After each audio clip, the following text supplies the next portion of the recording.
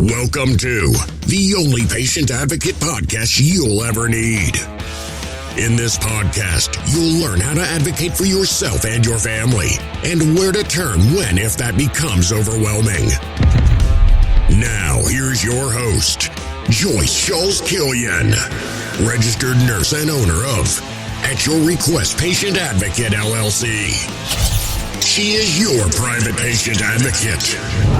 Here at your request to communicate, educate, and advocate with and for you.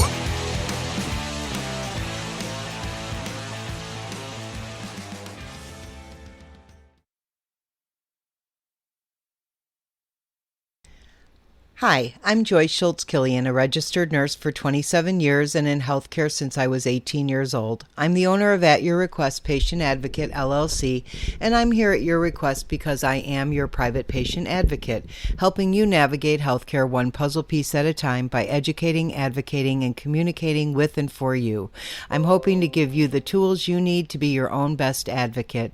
Find me on Facebook at Your Request Patient Advocate and on Instagram at JSKICURN, and Twitter at RN Advocate for you, the number 4, the letter U, and on YouTube at Request an Advocate. Hit like and subscribe if you like what you hear, and tell a friend. So today we are going to be talking about the doctor appointment and how to prepare for the doctor appointment. So, first, what types of appointments are there?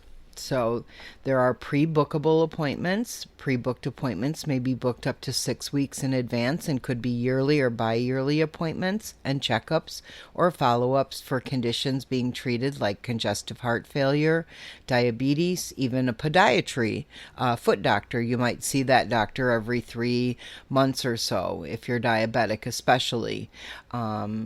Same-day urgent appointments is another type of appointment. Say something's going on and you need to see a doctor urgently. Telephone consultations. Sometimes we're calling into the doctor and leaving a message. And maybe during COVID, you had telephone consultations, and you had maybe Zoom appointments.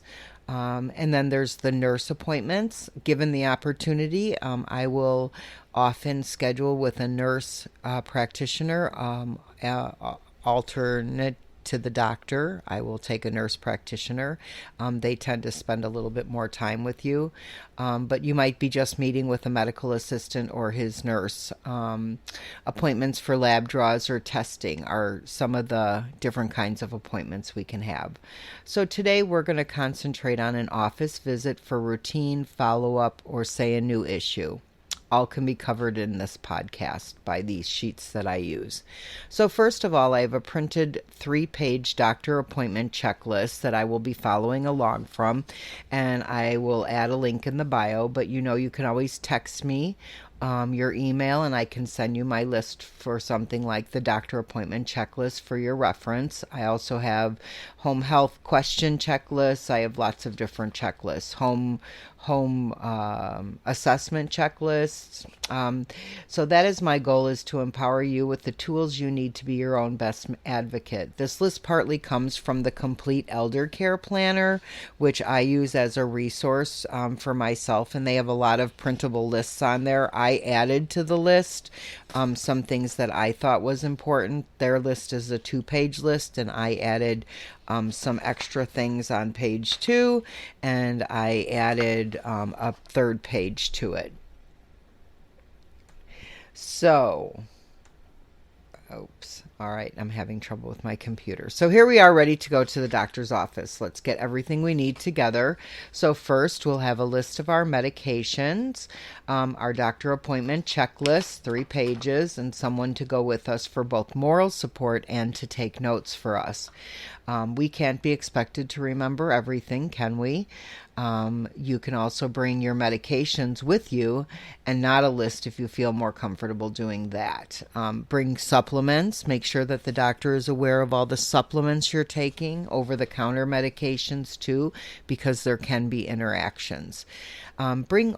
List all of your medications, especially if you see different doctors, and you're going to want everybody to be on the same page.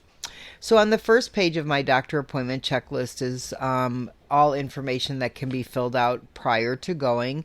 It's the name of the person who the appointment is for, because there's multiple people in the family, the date of the appointment, the doctor's name, if you know the nurse that works with the doctor, doctor address and phone number, and email if you have it, and what hospital the doctor is affiliated. There's a line for that also. Also be prepared, always be prepared before the appointment. Know what the goal of the appointment is. If you're there for a follow-up checkup, or it's a podiatry visit, or it's your biannual, or it's your yearly Medicare, know what the goal of the appointment is. On the checklist, it tells you about quality care. So it says always, and that says always ask what unfamiliar words mean. Keep asking questions until what is being said is understood. Repeat what the doctor tells you, but in your own words to uncover any misunderstandings. Ask for copies of medical records, charts, and test results while you are there. This way you don't have to go down to medical records and get them. They can just make a copy now. You should also be getting a summary of your visit at the end of the visit, which should be a great recap of what the doctor covered in your visit today. Your vital signs will be on there, any important things or tests that need to happen. And then it should show your follow-up appointment. It should kind of show a recap of what was talked about today, with a summary on there, and then extra, if there's any extra education that you need, that'll be attached too. So if you're there and a surgery is being recommended, ask if there is a choice in hospitals, and ask about costs if there is a concern for any of the tests or any procedures the doctor is talking about. You have a right to know the costs to compare. That is one of your rights for health care. The government now is saying that costs need to be disclosed. These are the questions you should be asking if there's a new illness involved. Does this illness have a name? What caused this illness? Say the doctor says you now have a new condition. You have congestive heart failure. Does the doctor personally have experience treating this illness, or will he or she be recommending a specialist? What are the treatment options and related risks? Is this illness or pain likely to go away, get worse, or reoccur if I don't take treatment, or if I do take treatment? What long-term lifestyle changes are expected? Sometimes there's a pill for everything, but some people want to know, what can I do in my life to change things that I can possibly get rid of this condition or make it better? Do I need to lose weight? Do I need to quit smoking? Maybe change my diet, increase my vegetable intake, and decrease my red meat intake? Just different things like that. Are there special foods that you can only eat now because you're on a certain medicine, like Coumadin? There are restrictions on what kind of foods you can eat. You need to know that too. If a test is recommended, some of the questions you should ask are, what specifically do you hope to accomplish with this test? What are the risks involved with taking this test? What is the cost of the test? What is the procedure prior to the test? We know that colonoscopies have a great pre-procedure. It's very intricate what you have to do. A pill has to be taken at a certain time. You have to drink some certain liquid at a certain time. You can't eat red foods, even Jell-O. You're on clear liquids for so many hours before the test. So those are all very important things to know. What are the chances of inaccurate test results? What happens if the test isn't taken? What happens if I decide I don't want to take the test? What preparations are necessary ahead of time? And will personal assistance be necessary after the test is over? Kind of like with a colonoscopy, you need to have somebody there to take you home. Is that going to be the case this time? How long will it take to learn the test results? How will I be notified of the test results? If a new medication is ordered or has been recommended, these are the questions you should be asking about the medication. What is this medication for? How am I supposed to take it? How should I store the medication? Why this medication over a different medication? Make sure you know the 2 names of the medication. Every pill has 2 names. We've talked about this before. Acetaminophen is Tylenol. Ibuprofen is Advil. Furosemide is Lasix. So every pill has 2 names. What side effects can I expect? How do I know if it's working? Does this affect the over-the-counter medications I take or any of my other pills? What do I do if I miss a dose? Are there an alternative treatment or medicine besides this one? Is there things I can do to change my lifestyle that maybe will ultimately get me off of this new pill, this new medicine you want me to take? Page 3 of my medical doctor appointment list is taking notes during the visit. It's a list of things you might want to write down, like what the doctor said. There's an area for that. I have a line that's a line says new, then line says diagnosis, disease, condition, and there's a box and it says my doctor wants me to start or change the following medications. It's like a tablet.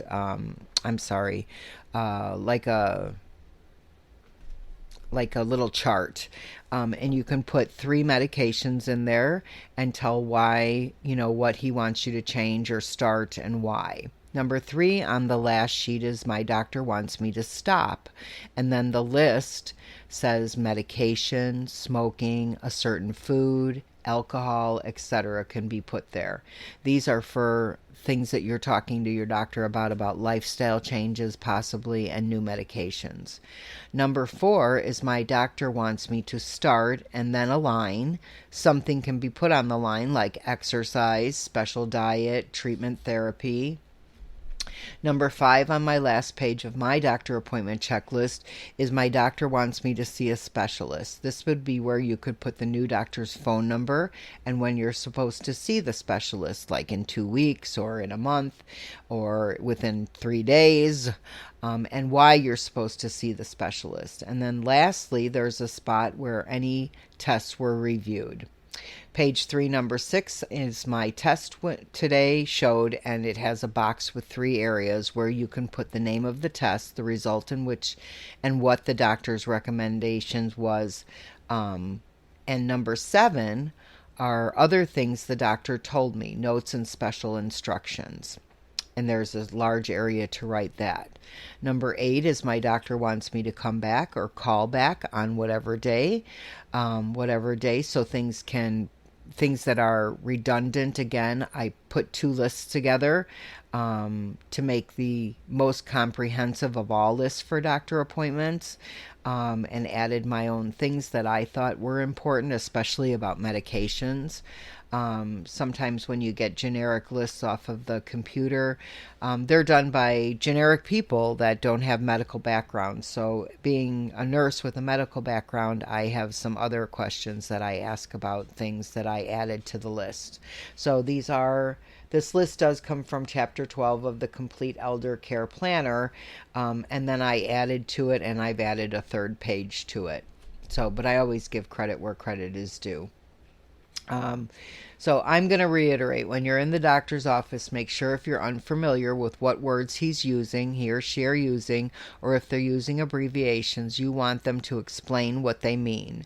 Say, I don't know what a CT is, or I don't know what CHF means, or I don't know what that means. Can you explain that to me? And again, say it back to them so that your understanding is what they are really meaning for you to understand. Keep asking questions until what is being said is understood by you or the person with you. That's why it's always good to repeat what the doctor tells you in your own words. Well, doc, you're telling me I need to quit smoking because I have cardiopulmonary disease. Um, Always be honest with your doctor. Trust me, they've heard it all. So don't be embarrassed about a condition or symptom that you are having. They can't help you if they don't know about it. And if you can't be honest with your doctor, then they may not be able to treat you correctly. Again, it's always important to try to bring somebody with you in case you miss something and they can be taking notes. You can always ask the doctor if you can tape the conversation, especially if he's offering some really important medical advice or a new treatment plan is being discussed. A lot of times they will. You should be proactive during your appointment, preparing in advance for the appointment would be good, knowing what's to be expected and if there are labs to be drawn, bringing your medications, asking a lot of questions while you're at the doctor appointment. He's getting paid there to be there for you. If something doesn't mesh or you're getting a bad vibe from the doctor, you can always ask for a second opinion or seek a new provider, and I can help you with that. And my last successful tip for having a good doctor appointment is you can always work with a private patient advocate. Thanks again. On that note, I would like to say thank you all for listening. And if you like what you hear, please hit like and subscribe and tell your friends. I would like to thank everyone who has helped me to take this plunge into this podcast and with all of my dreams I've had in the past 8 years. Remember, I am your private patient advocate, and I'm here at your request to help you navigate the healthcare system one puzzle piece at a time by educating, advocating, and communicating with and for you. I'm here at your request because I am your private patient advocate. Find me on Facebook at Your Request Patient Advocate, on Instagram at JSKICURN, Twitter at RN Advocate, the number 4 and the letter U, and on YouTube at Request an Advocate. Hit like and subscribe and tell a friend.